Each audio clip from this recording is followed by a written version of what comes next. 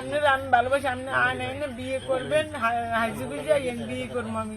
1 মাস ধরে প্রেম, বিয়ের আশ্বাসে প্রেমিকাকে ডেকে নিয়ে প্রেমিকার মোবাইল ও টাকা নিয়ে উধাও প্রেমিক। এই ঘটনাটি ঘটেছে বরিশালে।